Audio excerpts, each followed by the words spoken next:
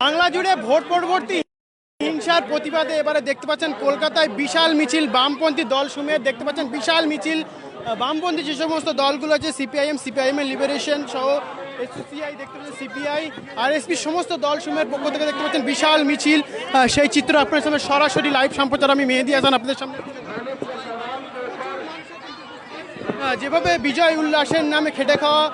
গরিব শ্রমজীবী মানুষের রুজি রুটির পেশার উপর বর্বরোচিত আক্রমণের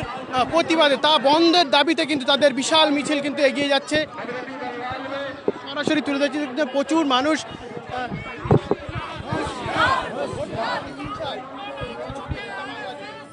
অন্যায় অনেক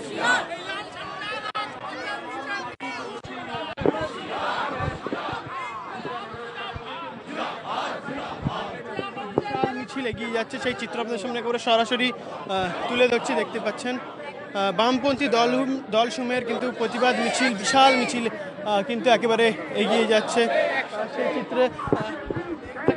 ভোট পরবর্তী হিংসা ভোট পরবর্তী হিংসা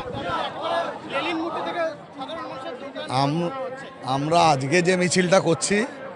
সেই মিছিলের বক্তব্য হচ্ছে যে আমরা দেখলাম পরিবর্তন হলো কিন্তু পরিবর্তন হওয়ার পরে জিয়াগঞ্জে লেনিনের মূর্তিকে ভেঙে দিল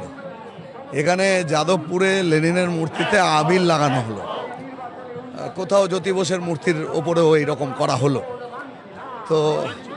এখন এইটার প্রতিবাদ করবার জন্য আমরা নামলাম রাস্তায় মতাদর্শে ফারাক থাকতে পারে রাজনীতিতে ফারাক থাকতে পারে ভোটে প্রতিদ্বন্দ্বিতায় কেউ হারতে পারে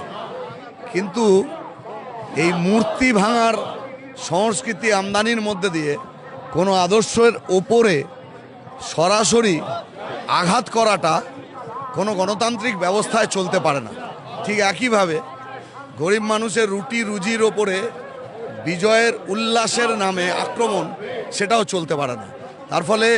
ভোট পরবর্তী সময়ে যা হচ্ছে আমরা চাইব সরকারের বোধোদয় হোক শুভবুদ্ধি আসুক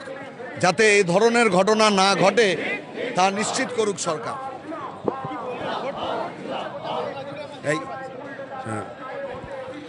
আমরা এই যে মিছিল হচ্ছে কিসের জন্যে যে ওরা বলেছিল যে কোনো রকম অশান্তি হবে না নেতারা নানান রকম বিবৃতি দিয়েছে কিন্তু ভোট পরবর্তী হিংসা